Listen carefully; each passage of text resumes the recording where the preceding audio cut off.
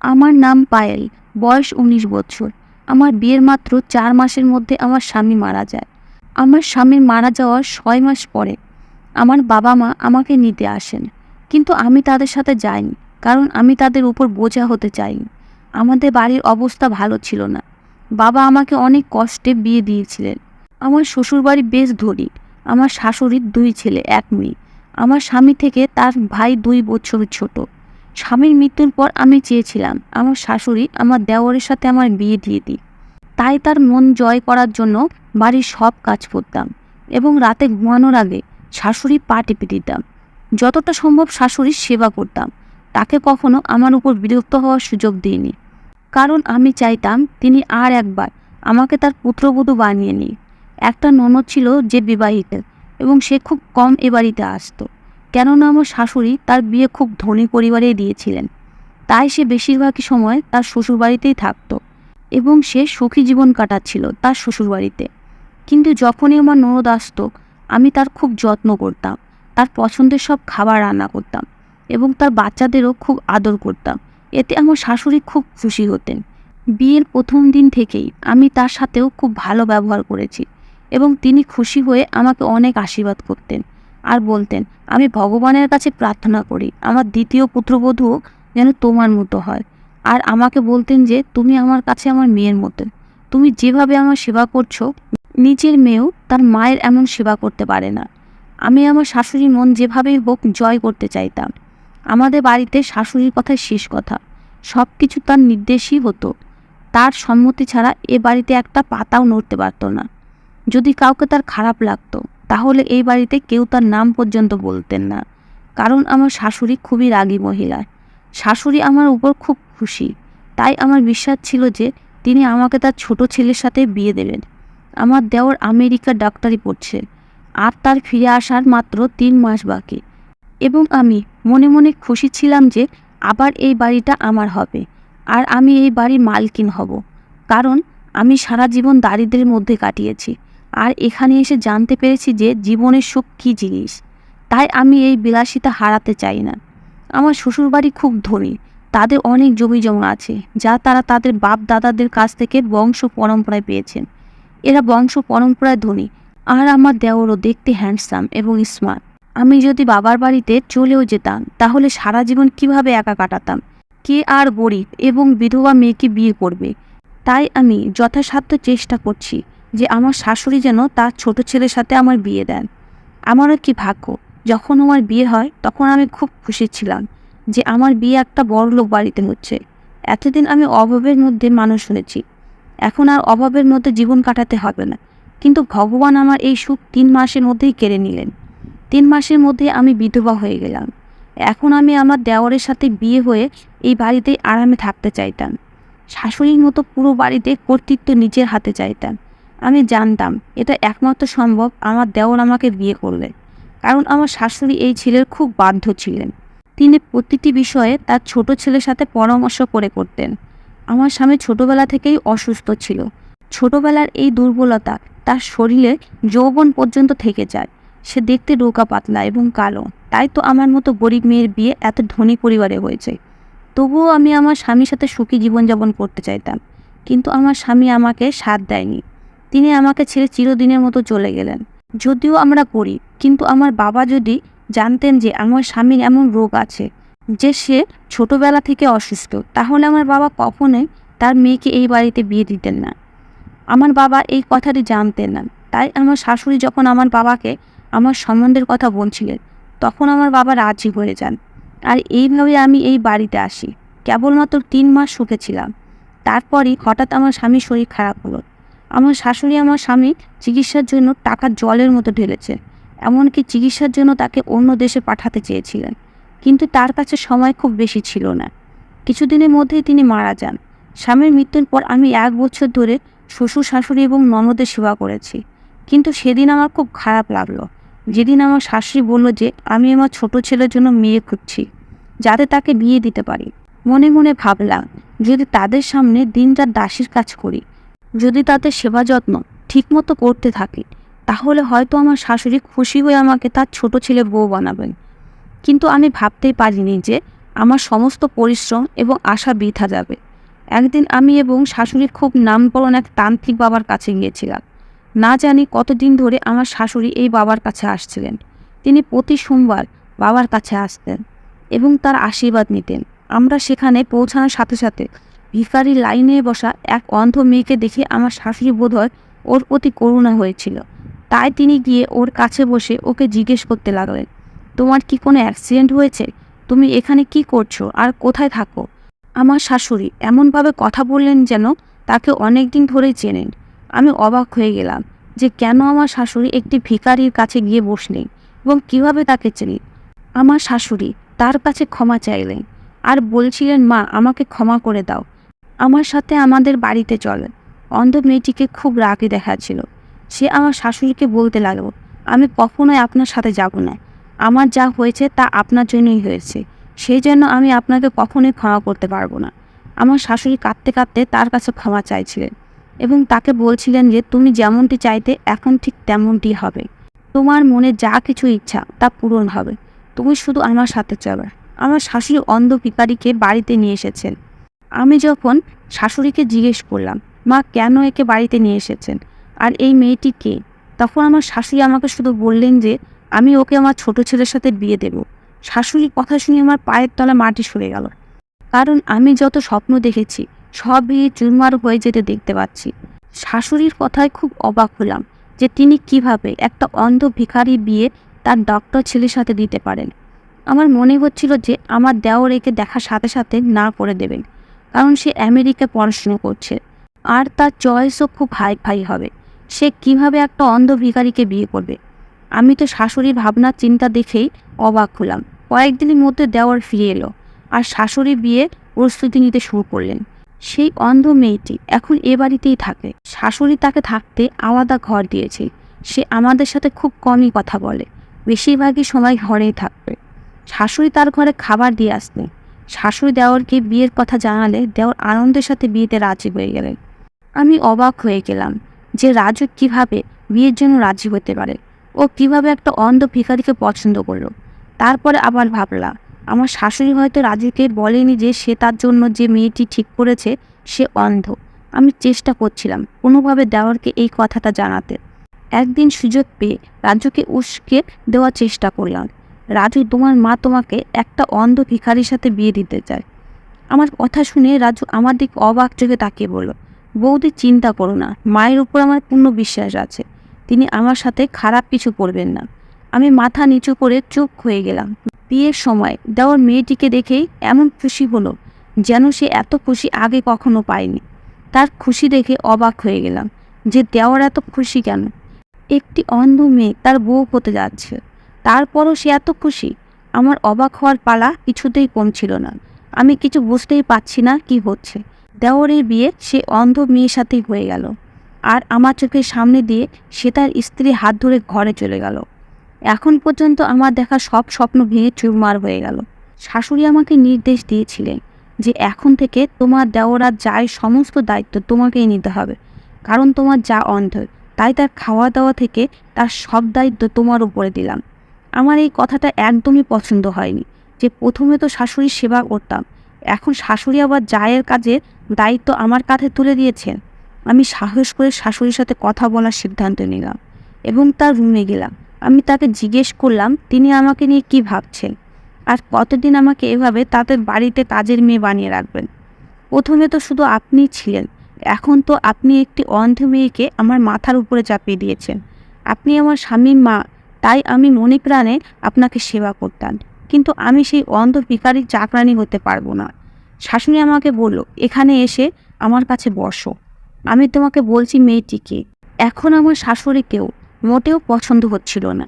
আমার মন চাইছে না তার কাছে যাই, মনে হচ্ছিল এই মুহূর্তে এই বাড়ি ছেড়ে কোথাও চলে যায়, কারণ আমার সমস্ত উদ্দেশ্য ব্যর্থ হয়েছে। এখন আর তাদের কথা শুনে আমার কী লাভ। কিন্তু বাধ্য হয়ে তার কাছে গিয়ে বসলাম। শাশুড়ি বলতে শুরু করলেন, সেই সময় রাজু আমেরিকায় যায়নি আর এই মেয়েটির নাম মায়া আমাদের এলাকায় থাকত। রাজু এবং মায়া একে অপরকে ভালোবাসত। রাজু আমাকে অনেকবার বলেছিল তার সম্বন্ধ নিয়ে মায়াদের বাড়িতে যেতে, কিন্তু ওরা আমাদের চেয়ে গরিব আর আমি রাজুর বিয়ে খুব ধনী পরিবারে দিতে চাইতাম। ও আমাকে অনেকবার বলেছে যে ভালোবাসার কাছে টাকার কোনো মূল্য নেই, কিন্তু আমি বুঝতে পারিনি। আমি মেয়েটির বাড়িতে গিয়ে তাদের বলেছিলাম, তোমাদের মেয়েকে বলো আমার ছেলের থেকে দূরে থাকতে। আমি জানি তোমাদের নজর আমার ধন সম্পদের দিকে, সেই জন্য তোমরা তোমাদের মেয়েকে দিয়ে আমার ছেলেকে ফাঁদে ফেলেছ। কিন্তু তোমরা যা চাও তা মোটেও হবে না। আমি কিছুতেই এটা হতে দেব না। মায়ার মা কাঁদতে কাঁদতে আমাকে বলছিল যে আমরা আমাদের মেয়েকে এরকম কিছুই বলিনি, আমরা গরিব, কিন্তু আমাদেরও মান সম্মান আছে। আপনি এখানে এসে এরকম নাটক করলে আমাদের মান সম্মান ধুলোয় মিশে যাবে। ভগবানের দোহাই, দয়া করে এখান থেকে চলে যান। সেই মহিলা আমাকে বলছিলেন, আজকের পর আমি আমার মেয়েকে আপনার ছেলের সাথে মেলামেশা করতে দেব না। আপনি নিশ্চিত হয়ে বাড়িতে যান। আমি যখন তাদের বাড়িতে গিয়ে তাদের কথা শোনাচ্ছিলাম, তখন বাইরে অনেক লোক জড়ো হয়। আশেপাশে সবাই এই তামাশার কথা জানতে পেরে যায়। গরিব মেয়েটির মা লজ্জায় কাঁদছিলেন। আমি বাড়িতে ফিরে আসার পর রাজু আমার সাথে মোটেও কথা বলছিল না। আমি তাকে খাবার খেতে ডাকলাম, কিন্তু সে খাবার খেতে চাইল না। ওর এই অবস্থা আমি সহ্য করতে পারছিলাম না, কারণ আগে কখনো এমন হয়নি যে রাজু আমার সাথে কথা বলেনি এবং আমার কোনো প্রশ্নের উত্তর দেয়নি। রাজু খুব বাধ্য ছেলে ছিল, আমার একবার ডাকাতেই ছুটে আসতো। আর এখন এসব হচ্ছে কারণ মেয়েটি তাকে ফোন করে সব বলে দিয়েছে যে আমি তাদের বাড়িতে গিয়ে পুরো পাড়ার সামনে তার বাবা মাকে অপমান করেছে। পরের দিন সকালে রাজু যখন বাইরে যাচ্ছিল, আমি তাকে জিজ্ঞেস করলাম, কোথায় যাচ্ছ? সে আমাকে বললে যে মায়ার সাথে দেখা করতে। আমি তাকে অনেক নিষেধ করলাম। তাকে বললাম যে আমি তাকে কখনোই ওই গরিব বাড়ির মেয়ের সাথে বিয়ে দেব না। ওদের নজর শুধু আমাদের ধন সম্পত্তির দিকে, যা তুমি দেখতে পাচ্ছ না। আমার এসব কথা শুনে রাজু বাইরে চলে গেল। সে আমার কথার কোনো উত্তর দিল না। কিছুক্ষণ পর যখন সে ফিরে এলো, তখন সে জোরে জোরে কাঁদছিল আর রুমে গিয়ে সেখানে রাখা সব কিছু ভেঙে তছনছ করে দিল। মনে হচ্ছিল যেন ওর মাথায় পাগলামির ভূত চেপেছে। আমি ওর রুমের দরজা ধাক্কা দিলাম, কিন্তু ও কোনো উত্তর না দিয়ে রুমের ভিতরেই থাকলো। সারাদিন খাবার খেলো না। আমি ওর ওই অবস্থা মোটেই সহ্য করতে পারছিলাম না, কারণ আমি তার মা। আমি তাকে নিজের জীবনের চেয়েও বেশি ভালোবাসতাম। বড় ছেলে আগে থেকেই অসুস্থ, কিন্তু আমি আমার এই ছেলেকেও হারাতে চাইনি। আমি মেয়েটিকে ফ্যামিলি সহ এই শহর থেকে বের করে দিতে চাই, কারণ আমার মনে হচ্ছিল যে তারা যদি এখান থেকে চলে যায়, তবে ওর সাথে মেয়েটির যোগাযোগ থাকবে না। এরপর ধীরে ধীরে তাকে ভুলে যাবে এবং সব কিছু ঠিক হয়ে যাবে। সেদিন রাজু রুম থেকে বের হয়নি। আমি আবার মেয়েটির বাড়িতে যাই এবং মেয়েটির বাবা মাকে বলি যে আপনারা এই শহর ছেড়ে দূরে কোথাও চলে যান। বিনিময়ে আপনারা যত টাকা চাইবেন আমি দেব। শুধু আপনার মেয়েকে বলুন আমার ছেলের জীবন থেকে সরে যেতে। তখনই মায়া ঘর থেকে বের হয়ে এসে আমাকে বলতে লাগলো, আপনি নিশ্চিত থাকুন, আমি কখনোই আপনার ছেলের সাথে দেখা করব না।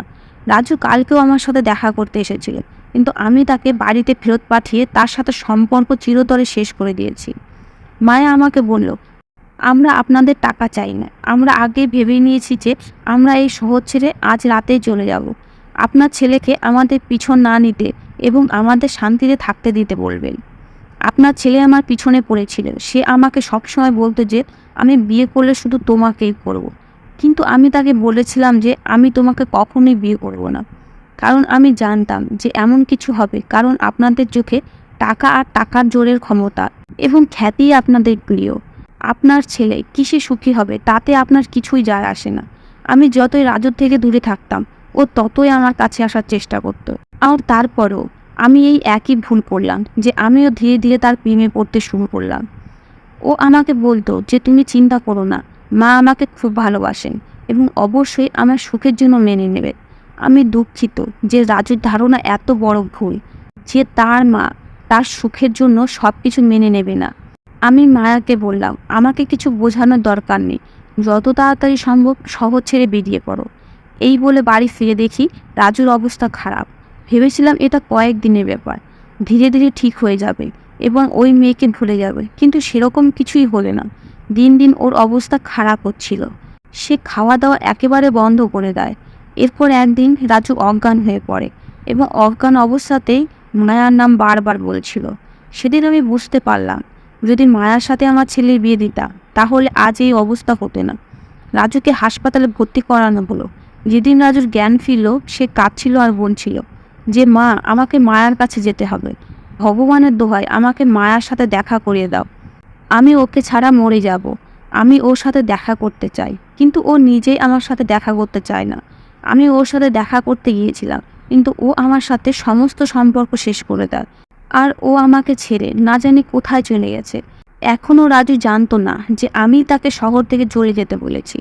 রাজু সেই দিনের কথা বলছিল যেদিন সে মায়ের সাথে দেখা করতে গিয়েছিল, আর সেদিনই ওরা শহর ছেড়ে চলে গিয়েছিল। আমি রাজুকে বুঝিয়ে বললাম, বাবা, সব ঠিক হয়ে যাবে, তুই তাড়াতাড়ি সুস্থ হ। তারপরে আমি নিজে মেয়ের বাড়িতে তোর সম্বন্ধ নিয়ে যাব। আমি তোকে কথা দিচ্ছি, মায়ের বিয়ে তোর সাথেই দেব। ও নিশ্চয়ই কোথাও ওর আত্মীয়র বাড়িতে বেড়াতে গেছে, কয়েকদিনের মধ্যেই ফিরে আসবে, চিন্তা করিস না। মাথা নিচু করে রাজুকে এসব কথা বললাম। এই কথা শুনে ও খুশি হয়ে গেল। এরপর কিছুদিনের মধ্যে সে সুস্থ হয়ে ওঠে। বাড়িতে ফিরে রাজু আবার মায়ের সাথে দেখা করতে যায়, কিন্তু হতাশ হয়ে বাড়িতে ফিরে আসে। রাজু আমাকে বলল, মা, এখন তো তুমিও রাজি, তারপরে কেন জানি না ওরা সবাই এই শহর ছেড়ে অন্য কোথাও চলে গেছে, আর ওদের নম্বরও বন্ধ। আমি ওদেরকে কোথায় খুঁজবো? এলাকার অনেককে জিজ্ঞেস করেছি, কিন্তু কেউ জানে না ওরা কোথায় গেছে। কিন্তু আমি রাজুকে বলিনি যে তারা আমার কারণে শহর ছেড়েছে, কারণ তারা কোথায় গেছে তা আমিও জানি না। রাজু পুরো 6 মাস ধরে মায়াকে খুঁজছে, কিন্তু তাকে কোথাও পেল না। অবশেষে রাজু হতাশ হয়ে মেনে নিল যে সে আর মায়াকে খুঁজে পাবে না। তারপরও সিদ্ধান্ত নিল যে সে এই দেশ ছেড়ে চলে যাবে এবং আর কখনো ফিরে আসবে না। রাজুর এই কথা শুনে আমার খুব কষ্ট হচ্ছিল, নিজের কৃতকর্মের জন্য খুব খারাপ লাগছিল। আমি যদি ওর বিয়ে মায়ার সাথে দিতাম, তাহলে অন্তত আমার ছেলে আমার চোখের সামনে থাকত এবং সে কখনোই দেশ ছেড়ে যেত না। আমি রাজুকে বোঝানোর চেষ্টা করছি, আটকানোর অনেক চেষ্টা করেছি, কিন্তু সে আমার কোনো কথাই শোনেনি। উল্টে আমাকে বলল যে আমি মায়াকে ছাড়া এখানে থাকতে পারবো না, এখানে থাকলে আমার মায়ের কথা মনে পড়বে। এটা কোনোভাবেই সম্ভব না যে আমি এই শহরে থাকবো আর যাওয়া আসার পথে মায়ের বাড়ির দিকে তাকালে তার স্মৃতি আমাকে কষ্ট দেবে না। এখানে আমার বেঁচে থাকাই কষ্টকর। এই কথা বলেই রাজু খুব কাঁদছিল। আর আমি যা করেছি তার জন্য আমি আফসোস করছিলাম যে আমার একগুঁয়েমির কারণে আমি আমার ছেলের সুখ কেড়ে নিয়েছি। আমি যদি মায়ের সাথে তার বিয়ে দিতাম, তাহলে সে আজ কত সুখী হতো।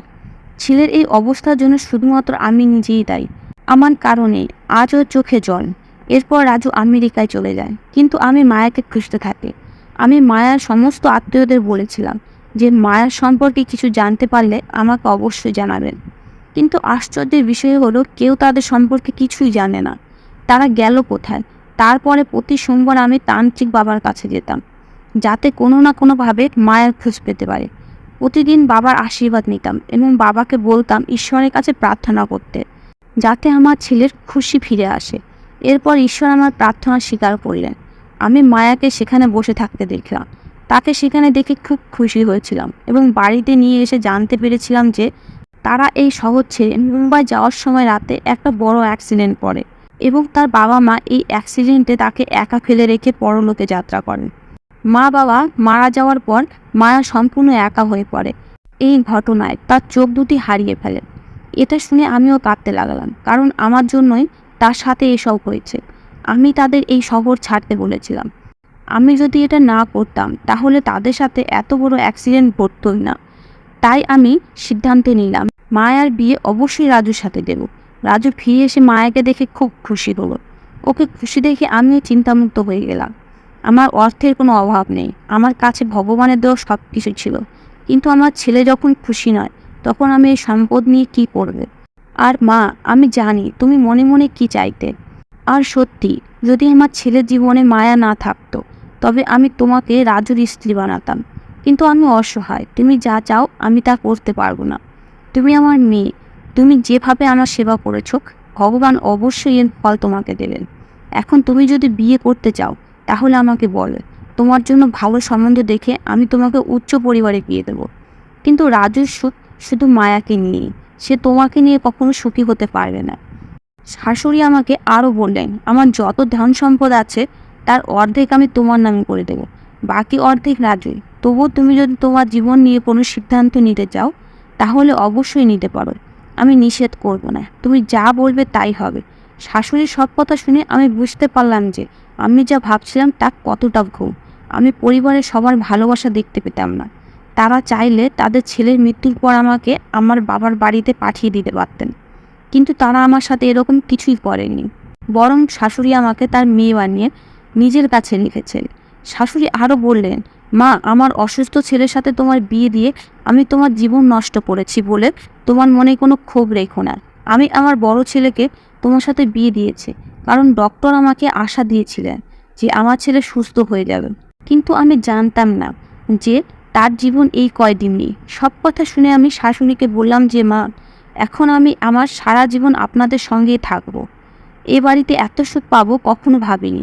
আপনি আমাকে যা দিচ্ছেন তা আমার জন্য অনেক, আমি এর বেশি চাই না। আমার শাশুড়ি আমাকে জড়িয়ে ধরে বললেন যে তুমি আমার মেয়ে, তুমি সবসময় আমার মেয়েই থাকবে।